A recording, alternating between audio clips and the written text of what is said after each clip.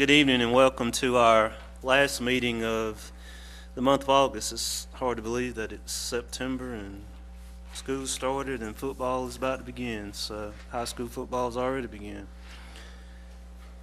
We come to you tonight in regards to heavy hearts because somewhat of a member of our team had a tragic family incident this weekend, and I'm going to ask John Moore to kind of go through that, and the invocation tonight after that will be given by Mayor Pro Tem Rick Laughridge, and respects to the flags will be led by Councilman Matt Harbin. John. Thank you, Mayor and Council. I hope you got an email from me. Unfortunately, Herb Gillum, who's done a lot of the engineering work for downtown, his footprint is all over downtown. All the streetscape was designed, engineered by Herb. He's a great friend of mine and Linda's, and he has one daughter who is a rising senior in mechanical engineering, and he had a second daughter who he moved in last week, and unfortunately she became seriously ill Thursday, and within a matter of 48 hours her systems had shut down and she passed away at 18. And so I'd ask the council and those here tonight if we could spend a moment of silent prayer for him and his family. Please rise.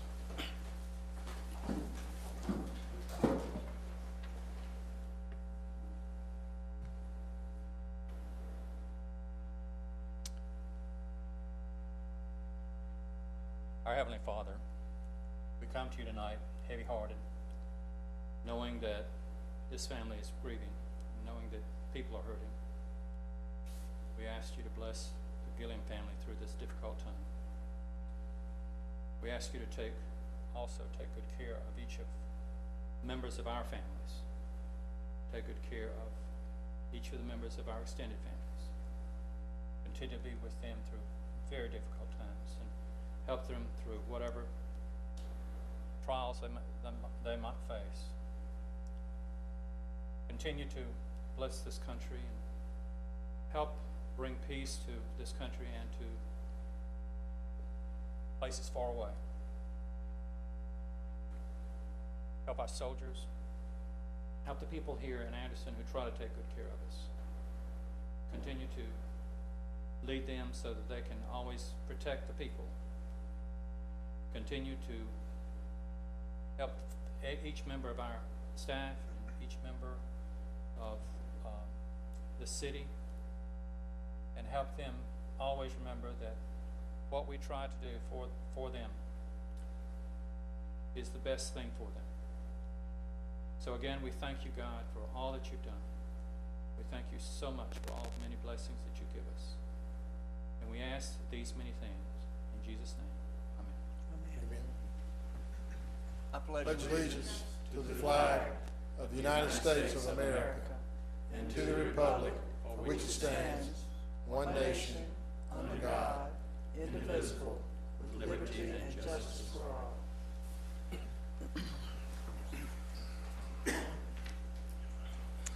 The minutes of our July 28th meeting were distributed. Were there any corrections or additions to those minutes? Not hearing any, do I have a motion to approve? Make a motion we approve. Have first by Mr. Buck Roberts. Second. Second by Dr. Thompson. All those in favor say aye. Aye. Opposed? The minutes of July 28th passed unanimously. We don't have any old business. We'll go right into our new business. And our first item of new business is request consideration of appointments to the Accommodations Tax Advisory Committee. Mr. Moore. Thank you, Mr. Mayor. I would like to thank Linda and Rachel for all the work they do with the Accommodation Tax Committee, screening the applications, and especially helping us find good people to serve on this committee. But you do have 4 positions, and we have 4 nominations for your consideration. They'll be as follows: Cindy Suttles, representing the Hospitality and Lodging. The term expired. She's agreed to continue another 4-year term. We have a vacancy on the Hospitality Lodging, and that term for Sakina candidate expired. She's no longer with Quality Inn, and so the new Assistant General Manager, Shania Williams, is interested in serving a 4-year term. The term of Larry at-large term of Larry Richardson has expired. The staff would like to recommend Summer Fredette. She is one of the owners of Summer Joe's. She's agreed to serve a 4-year term. And the final position is one for John Martin. You remember John was with the Fox. His term has expired. And Chris Glenn is the manager of Johnny Angels, and he is interested in a 4-year term. If you appoint those 4, they'll serve those terms along with John Doolittle, who is also hospitality, Larry Lynette, hospitality, and Vicki Culler from the cultural sector. So we'd recommend those 4. Thank you, Mr. Moore. Mr. Stewart? I think her name is Shanice Williams. Yes, Shanice, right, I guess. yeah. Not- We have an application for Chris Glenn. I don't see one in our packet. We did not get his. It is on the way. Any other questions, comments? I move that we accept these candidates. I second. First by Dr. Thompson, second by the Mayor Pro Tem. Discussion? All those in favor say aye. Aye. Opposed? Thank you and thank them. Thank you, and appreciate these guys. It's been a long day, I think, going through all the accommodations tax recommendations. Our second item is request consideration of appointments to the Planning Commission. Mr. Moore? Thank you, Mr. Mayor. Again, I'll be brief. The Planning Commission, which consists of 9 members, and as you know, each council member has an appointment. We have 3 vacancies. Councilman Buck Roberts had as their representative John Roberts, who's now on our council, so that term or that position's open. He is recommending Marshall Pickens III to complete the unexpired term, which would end on June 30, 2017. Mr. Pickens lives at 130 Victoria Circle, and he has expressed interest in serving. Councilman Laughridge's representative, Lori Kinley. She resigned last week due to a conflict on another board, the State Museum Board, and he is recommending from his district Carrie Strathern, who lives at 2208 East North Avenue. And again, she will fill the unexpired term through June 30th, 2015. And we have been working with Councilman Stewart. That will be the final vacancy, and he will have someone for you in the near future. So we'd recommend those 2 to get the committee back to 8. Thank you. Comments, questions? I move that we adopt these folks that are nominated for the Planning Commission. First by the Mayor Pro Tem, Second. second by Mr. John Roberts. Discussion? All those in favor say aye. Aye. Opposed? Passes unanimously, and again, we thank those 2 individuals for agreeing to serve on one of our commissions. Our third item of new business is request consideration of a milling and paving contract for Roberts and Crayton Streets. Mr. Moore? Got to brag on one of our staff members, and that would be Chris Eberhardt. Chris is with us tonight. I appreciate all the work he does on some in-house engineering. The next 2 projects were engineered completely by him, spec'd out, put out for bid, met with contractors, did really a nice job for us, and got these in at a reasonable price. Although he's not here, I would like to also thank Michael Gay from our transportation side. I know Maurice is here. Maurice and Mike worked together. Mike worked with Chris to get this application into the CTC for Roberts and Crayton, which we're about to speak about. And so I thank them for getting that in, and also the CTC for approving this project. But let me give you a little bit of background on this. You may remember back in June, Roberts and Crayton were milled and resurfaced from basically Fayette Street to Main. Years ago, probably back when the tennis courts existed where Wells Fargo is, the section from Main to Murray came out of the state system, so it's in your city system. And therefore, with the improvements of the other long stretches, the staff felt, and a lot of the council members had contacted me and businesses, that finishing this final section up would make good sense. So the application was put in. It was approved with some preliminary numbers at $235,000. That's the max. And if you don't spend it, you have to give the rest back. You can't keep it. And so again, at that point, Chris designed the project. So let me tell you what they include.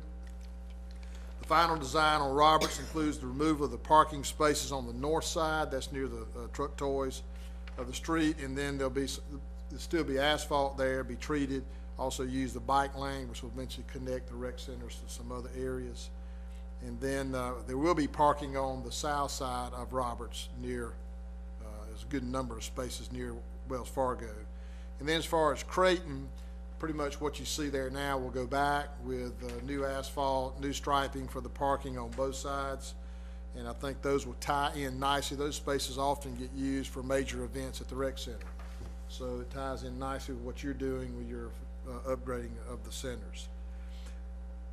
I was going to try to explain all this, but you may want to ask Chris. The reason for the 235 was something about the depth they were going to go. Again, this is not my expertise. And once they got in and the bid was awarded and they did the work, they found out they didn't need to do all that.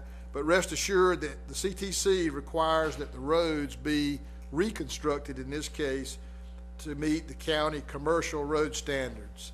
And I hope I'll get these pronunciations right. 6 inches of macadam aggregate base course, 2.5 type 1 asphalt binder, 2 inches type 3 asphalt course. So that's what will be done. That reduced Chris's estimate to $170,000. 3 bids were received. You can see Pickens Construction, a local bidder, is the low bid at $117,777.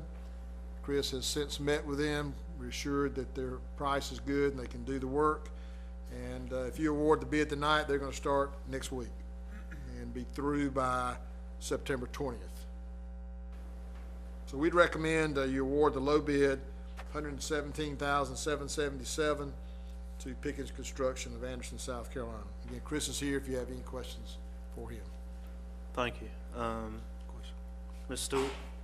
Just curious, I see that there's an addition here of a brand-new bike path on these roads. These are very short roads. What is this bike path going to connect to from anywhere? You know, you're gonna ride from here to that door, and that's it. Well, ultimately, as we are seeing with the new bike and pedestrian ways with our consulting firms, those will be connections to get those communities. Again, it's just a piece, Councilman Stewart. I would liken it to Lindley Park. A lot of people ask where Lindley Park starts and ends. Well, the section you do, when you do improvements like Lindley Park, you go ahead and put the greenway or bike path in, even though it stops and ends from where it's intended to. Eventually that path will go on down to the rec center. This one will cross over and allow other paths and pedestrian ways in that residential section to connect to the rec center and on down to the bigger greenway. It is a nice little, the one thing it does too is, you know, for us runners there, that's the 3 mile from downtown to, you run the 3 mile and actually the 3 mile goes up to, what's that, Crayton? Oh, Roberts. It goes up to Roberts right there and kind of circles on there. So with the bike plan, you're telling me that in the big plan, there's planned bike paths coming down Crayton and Roberts is going to. Roberts only. Yeah. Okay. Yeah, all this is pavement markings now is all this is. Yeah. So if you change your mind or, you know, again, what you have to do every time you make an improvement, whether it be at Lindley Park or like the East-West Connector or this, you always try to put your pedestrian and bikeways in at that time. You know, they look kind of strange and we get lots of questions because they don't connect yet, but hopefully we'll begin to start connecting the dots, if that makes. Again, there's no additional cost because it really, Right. you could either paint parking spaces or you could reserve it for the. I was just trying to figure the connection, Yeah, that's all. well, and I'm Good sure question. we'll get plenty more. All It is right. a good question. Good question. Anything else?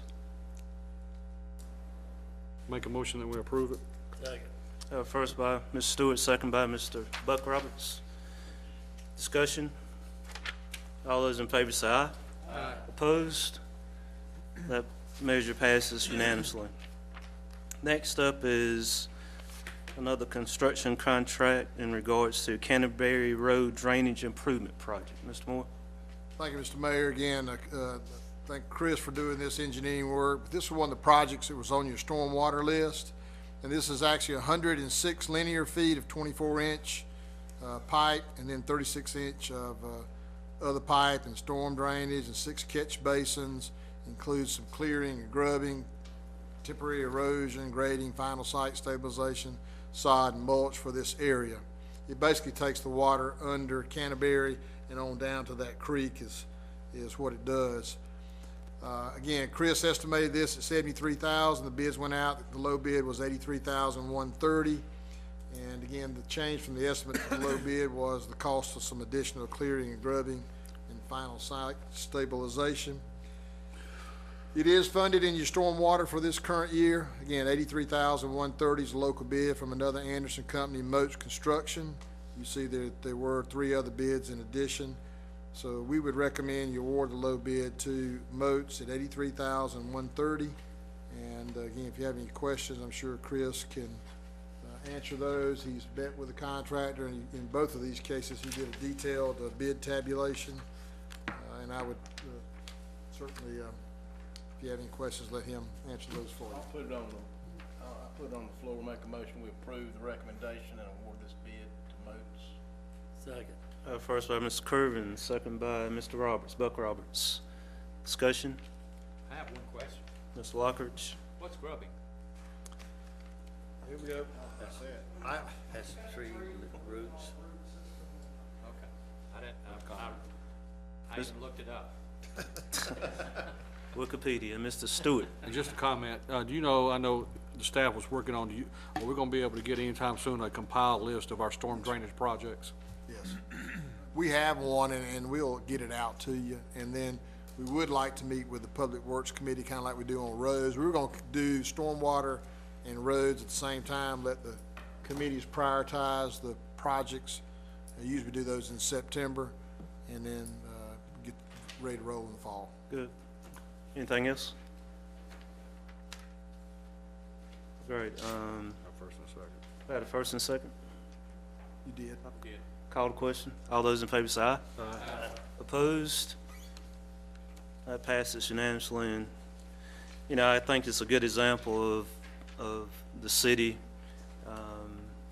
taking fees that we collect from our citizens and making sure that these projects get done. And there's a host of them that need to be done. And I commend, thank you, Chris, for the work that you're doing to lower our costs in these areas. Our last item of new business is request consideration of an ordinance to amend Chapter 70 of the Anderson City Code regarding sidewalk entertainment. Mr. Moore. I'd like to ask if Linda McConnell would present this one for you. This is a very straightforward type of improvement to what we believe is an existing regulation in our city code. It has to do with street performers, and the whole idea behind street performers. We have that ability in your code right now where people can play music, they could juggle, there could be artists on the street. What we're proposing tonight will define those street performers just a little bit better and provide for the permitting process being a little bit different than it is right now. We think it will make it easier for people for us as staff to encourage this type of pedestrian interest and activity that occurs downtown. And in fact, you may have seen some recently. I know we've had some musical entertainers that have been downtown, but most especially during our event during the spring, Art on the Town, we had a number of performers, from artists to musical entertainers to jugglers to I can't remember all the ones that we had, but it creates a lot of interest in your downtown, and we think this is a very simple thing that gives our downtown a more cosmopolitan feel, and as you'll find in larger cities. A couple of things that define this particular change: the permitting process will include background checks. It will allow the performers to actually accept gratuities. They cannot sell merchandise, but they will be actually permitted to conduct this type of street entertainment. your current regulations really say that in order to do this type of activity, you have to have a business license. And if you're not really selling anything, what we've found in our conversations with other cities is that these types of changes are much more appropriate for this type of activity. So number one, we're trying to make what really works on the ground out there fit written regulations. We're trying to make it easy for people to do, but still have some rationale for how people conduct themselves, and we think it just makes for an improved ordinance. We modeled this after Greenville and some other cities, and Greenville is one of the ones that certainly has been in the news probably earlier this year about some changes that they have made. So we've had the benefit of learning from what some other people have been through. We think that this certainly enhances the downtown experience as a whole. It promotes tourism. We think it builds upon the arts environment that we've been so fortunate to build on with our Werner Award, and certainly increases the type of pedestrian and foot traffic and the interest that you get downtown. I'll be happy to answer any questions that you may have. Yes, ma'am.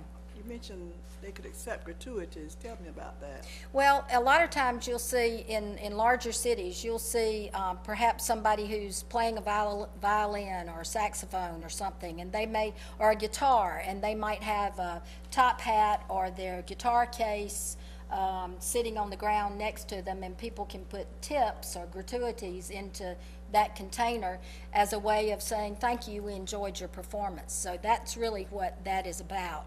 So as long as you're not selling merchandise. Now, if I played the guitar and wanted to be the street performer playing the guitar, and I wanted to sell my CDs next to me, I would have to have a business license for that. But if I'm not selling my CDs, I'm just there to be entertaining, then I could accept tips in my guitar case under these regulations, and with nothing more than an annual permit, I'd be good to go. So it's the type of thing we've allowed before, but we've done it mostly in conjunction with an event, as opposed to just having the saxophone player on a Friday night outside a restaurant. Thanks. Anything else? I just have one comment. Chapman. I know this past Thursday and the Saturday, or the Thursday before, there was an individual at South Main and Benson Street that was playing the saxophone, and he played it a good. We were down for probably 4 hours. Yes. And he was playing the entire time when we left at 9:30. I mean, he was Yes. a very good individual. I mean, Does he have a permit? Yes. What would Well, not, happen? yes, he's, What would happen if somebody just went out there and decided they wanted to sing or play a guitar, and they just started doing it, but they didn't have a permit? You gonna run them off, or? well, put 'em in no, jail, or what? we'd have a conversation with them and help them understand why we have the rules. It's interesting, and I thank you for asking the question. We've been in conversation with probably as many as 10 or 15 of various artists, whether they sing or draw or whatever they do, who are kind of roving performers. If they know that we have a good environment for them to make tips on a particular night of the week, or we're having an event and they know that there's enough activity that it would make it worth their while, then those people have expressed to us an interest in being here, and they want to do it by the rules. So my question really is, why do they need a permit? I mean, as long as they're not bothering anybody or disturbing the peace, why should they have to have a permit? Well, we believe that number one, you do need some regulations in place that tell people how we expect for them to treat our public space. That's number one, because typically they're on our sidewalk. We want to make sure that they're not interfering with any other activities that are going on. So we do think that it is a reciprocal respect for each other's space, public use of the public space. That's the key to it. It is public space, and they're Yes. part of the public. Yes, and they likewise are conducting business of a sort by using that public space. Well, But I they're- mean, I just don't see why they have to have a permit. I mean, does it They have to pay something for a permit? $50 for the year is what we're thinking. I just think that's unnecessary, personally. Ms. McConnell, what exactly happened? Greenville just recently changed theirs because of, there was a guy that was it noise? Was it, what was? I think they had kind of a number of issues, and one of them was noise, and we do address that in the ordinance. But typically, I think, you know, Greenville refined theirs. Theirs in the beginning wasn't as specific as it is now, and it's not the. To Mr. Kervin's point, of the people that we've talked with who are both performers and who are the regulating end as far as the city is concerned, they feel like the regulations help both parties. So it's not a hardship on the people who are performing.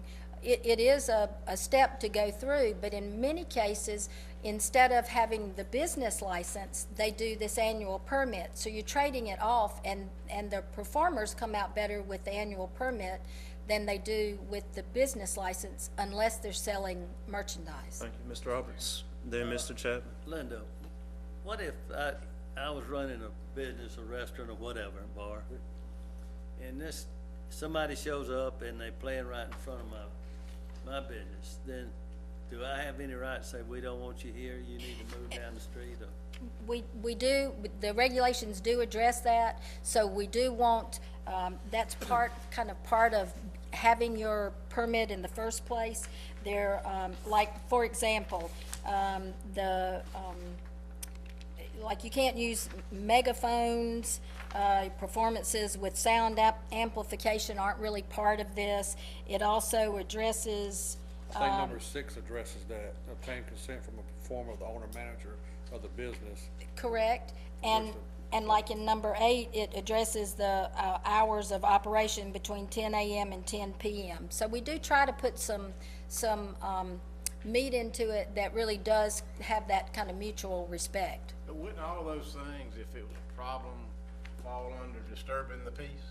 And the police could go in there and move them off or whatever, and if they didn't comply, I mean, they could be arrested, I suppose, but, you know, I just don't understand why we have to add this additional layer of red tape bureaucracy to somebody who wants to do something as simple as go out and play a instrument on the sidewalk. Well, we've already had it on the books, we're just adjusting it I and mean, trying.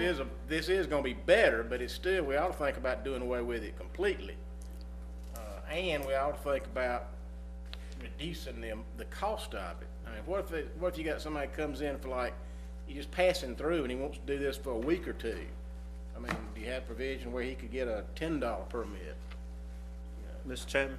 Well, I guess that's kind of what I was gonna touch on is, one, unlike Mr. Kervin, I kind of agree that we need some guidelines that just allow somebody to stay within some reasonable way of performing and kind of a general rules, just like what's set forth here, you know, with the times, asking permission.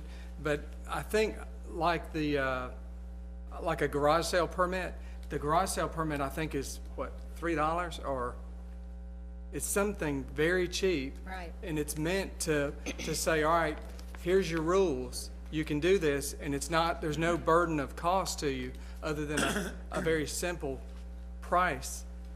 So I would think that we would still have the rules, but we'd still want to have a less cost if somebody just wants to have us, you know, is not going to be there for the entire year, or somebody's not planning on taking tips or something. But Good that's thought. my thought. Ms. Laughridge?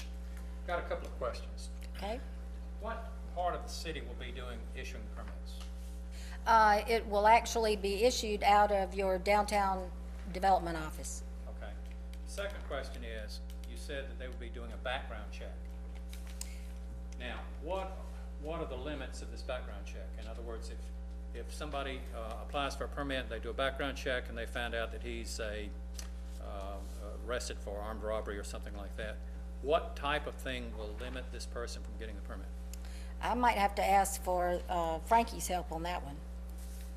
Frankie, can you help me? My understanding was that the background check was to be furnished by them. That's correct, yes. That's ridiculous. So they furnish it, you know, and they That give would- it to you that would there. be- A convicted felon 10 years ago for whatever, you know, for I could make my possession, you own know, one what? up. Well, it's a legitimate South Carolina 10-year background check. So whatever the rules are regarding background checks, Are they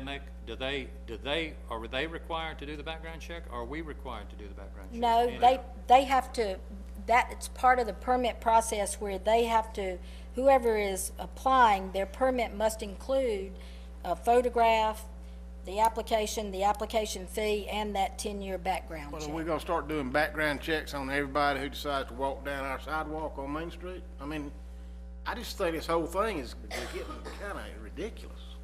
You have a background check on a guy who's gonna play the guitar on the sidewalk. I mean, I would suggest we go ahead and pass this tonight, cause it's an improvement, but I would ask that we review this whole thing, come back later and try to make some realistic, rational adjustments to it, so it's just not a ridiculous burden on people. Dr. Thompson? I want to ask, is there an age limit to the performers? No, ma'am. Because I can think about New Orleans, people out on Bourbon Street or something, you know, and you see the kids out there dancing and so forth for money. So if we had children who wanted to perform, would that be allowed? As long as Yes. they get a permit. Can't be over 70 though. The child would have to get, You the know, child have to get a permit too. Typically, what you find, if you have groups like that are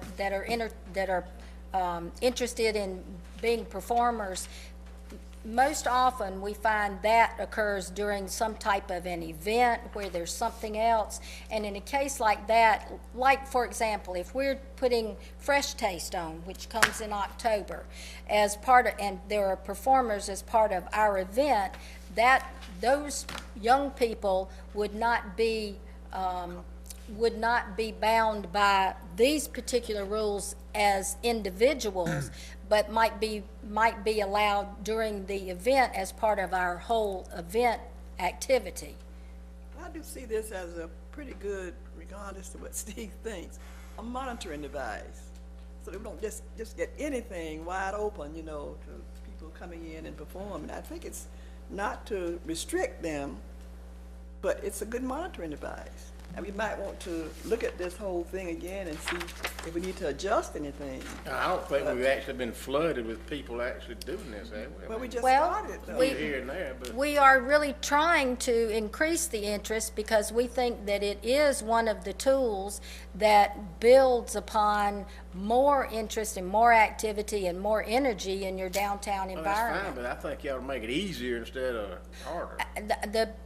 Seriously, Steve, the people that we've talked with who perform in Greenville and who have performed here don't see this as a stumbling block and really welcome having some defined limits on how they're supposed to really conduct their, quote, business. One more thing, Mr. Stewart. Just kind of getting back to Council Mayor Pro Tem Lockridge's question, what is the defining point on the background check and who makes that final decision when they look at that 10-year background check? Well, are we gonna let this performer perform because of something that happened 8 years ago? What are those limitations and who makes that decision? Well, we'll answer that better for you at the next meeting. I'll get some more information for you, and we'll let the police department help us refine what a background check means and what types of things. Well, I know what it means. I just want to know, well, what is our cutoff guideline of saying, well, you're over the board, you know, you can't do it, or, yeah, you know, because that's a touchy thing, you know, it can be very, very judgmental. I'll be happy to get some more information for you on What it that. costs to get done. Ms. Lockridge? I have one other comment. I'm thinking like Mr. Kervin, that there needs to be some adjustments to this, but at the same time, I think especially when you're dealing with children and some of the kids want to perform, I think there needs to be some kind of option to allow them to do so at, if nothing else, at a reduced rate or no rate, to encourage that kind of thing downtown. You know, I guess this is, you know, a good start. I'm a little concerned about the background checks and that somebody says somebody has to have it done and then give it to them. Anybody can make up something, you know. Also, how much does a background check cost? Does anybody know? We'll pull that together for you and give you all those details, and you can determine, you know, what you think is fair, right, adjustments you want to make, or Maybe we ought whatever. to have a talent check instead of background check. All right, all good discussion and good comments. I think this is called growing pains, you know. Expect that, did you, Linda? 2 decades ago, we Really? wouldn't be talking Not about this. really. I call the motion, call the question. I think I we make a decided- motion we that adopt. that we adopt it, you know, with provision that the staff will come back with us with our questions answered, hopefully within the next 30 days. Can I put a time limit on it? For first reading? Well, well, it's first reading, you know, by final reading. How about that? That sounds like a good motion. Second. I have a second by the Mayor Pro Tem. Discussion, further discussion? All those in favor say aye. Aye. Opposed? It passes unanimously on the first reading. Before we go into administrative briefing, we do have, I think, 2 Boy Scouts here today. What troop? 215. 215? Thanks for being here. Great. Good job. Administrative briefing, Mr. Moore. Just some things on the calendar, Mr. Mayor and Council, as we kind of wind down for August, the Labor Day weekend coming up. 2 events that the city's involved in through the accommodation tax will be Friday night, the midnight flight, which will start at the YMCA on Greenville Street, and then on Sunday from 6 to 10 at the Anderson Sports and Entertainment Complex to celebrate Anderson.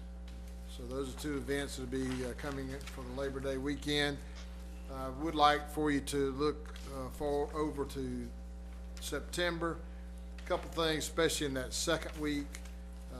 The Tuesday night, the 9th, we're excited about McCants Field lighting. There'll be a ceremony at 5:30, and then I think we're going to throw the lights for one of the ball games that night. A ball game. Yeah, well, I'm going to wait and spring that on later, but Councilman Stewart's team will be playing that night if you'd like to come evaluate his coaching ability. So he'll have his team on the field. We appreciate him working with us to find a good night to light it. I've seen the test and it really looks good. So we're on our way, and I know Public Works was restriping the parking lot there next to Meals on Wheels, which benefit our users as well as the Meals on Wheels volunteers.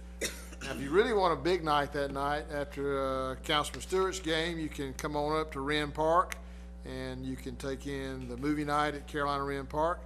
Free, Amazing Spider-Man 2. We had about 750 for Despicable Me last month, and so that was well accepted. And then to keep you busy that week, you can go fill up at Pelzer at the Anderson County Municipal Association. Usually the food's pretty good, meat and 3 and some home cooking over there. If you'll let Brandy know if you'd like to do that by the week before. And then that's enough to keep you over. I'll mention the Upstate Summit. It's on there. That is the diversity partnership that we're a part of. Will be held in Greenville. We'll be thinking about that as well. John, I didn't know if I didn't hear if you mentioned this Friday to remind everybody about the midnight flight. I did. Oh, you did? Okay. Yes. You running? Yeah. I know the mayor is. I've seen him training. Okay. We do have 3 items in executive session, Mr. Mayor. We expect no decisions. These are updates. We have an update on a possible property acquisition. Should be short. We have 2 matters of litigation. Those are the City of Anderson versus Neil Prince Triangle and Seaman Whiteside. That is in regard to some issues with the recreation center. And then we'd also like to bring you up to speed on the West Anderson Water District versus City of Anderson lawsuit that was in circuit court 2 weeks ago. Before we go and have that motion, and Ms. Stewart has a comment. I'd just like to publicly thank all the city staff on August the 16th, we had our back-to-school festival out at the Greeley Park. It's probably about 250 kids, people attended that event.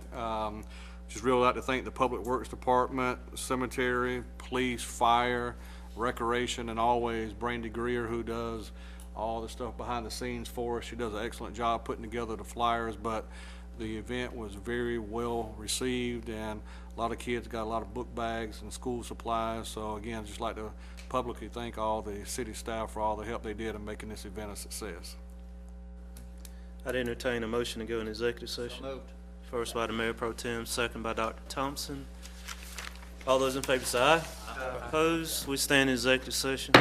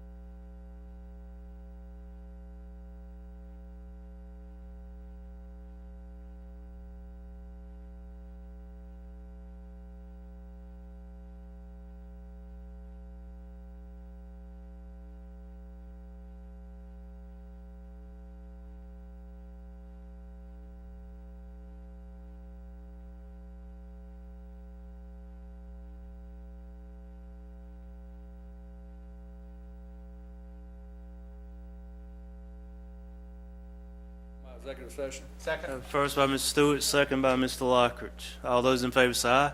Aye. Opposed? We went to executive session and had heard a summary on the contractual matter, no action taken there. And we had 2 items of legal advice in regards to the City of Anderson versus Neil Priest Triangle and Seaman Whiteside, West Anderson Water District versus City of Anderson, and just updates by the city attorney. I'd entertain a motion to adjourn. So moved. First by Mr. Stewart, second by Mr. Lockridge. All those in favor say aye. Aye. Opposed? We stand adjourned.